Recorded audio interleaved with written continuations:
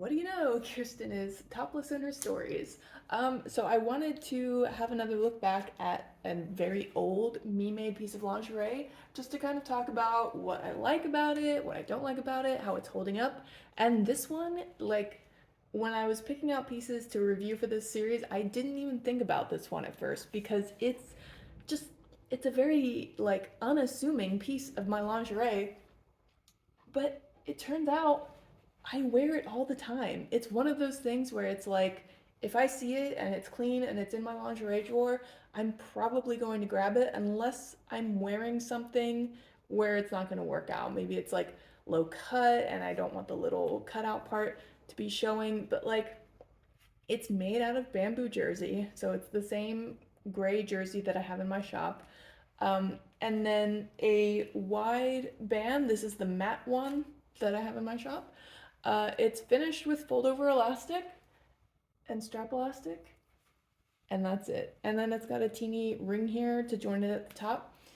If you have been following small bobbins for a very long time, then maybe you recognize this because I did it as part of a sewing challenge.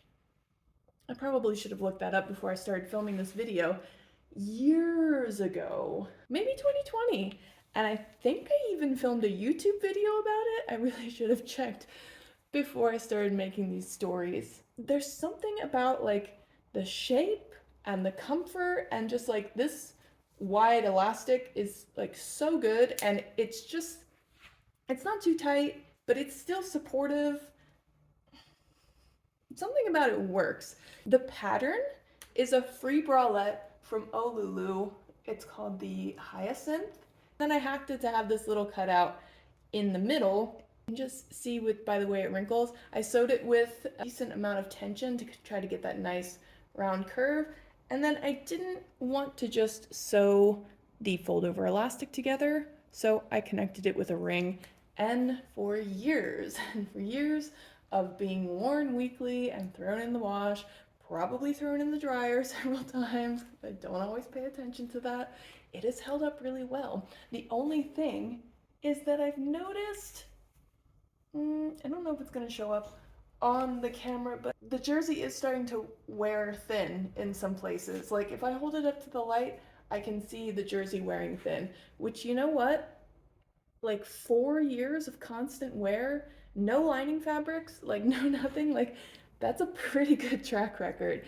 So yeah, when I think about bralette patterns that I want to make, obviously I love comfort, so I really need to keep that in mind. Like the things that I reach for over and over and over again, like I do have some well-fitting underwire bras that I do enjoy wearing mostly, but like if given the chance between those and this one, I'm always going to choose this one.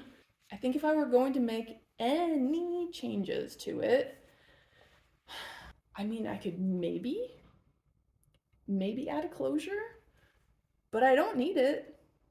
I don't know, I get along fine without it. This is just such a winning bralette. From like a functional standpoint, obviously the cutout doesn't really do anything. It does kind of provide a bit of shaping. That was kind of an accident though.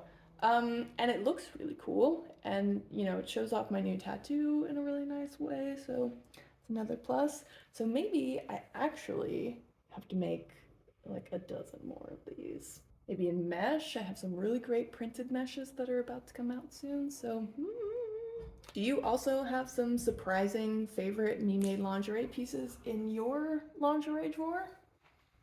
Why don't you tell me about them? And so this has been another edition of Kirsten's old lingerie makes that she's thinking about making again. Thanks, guys.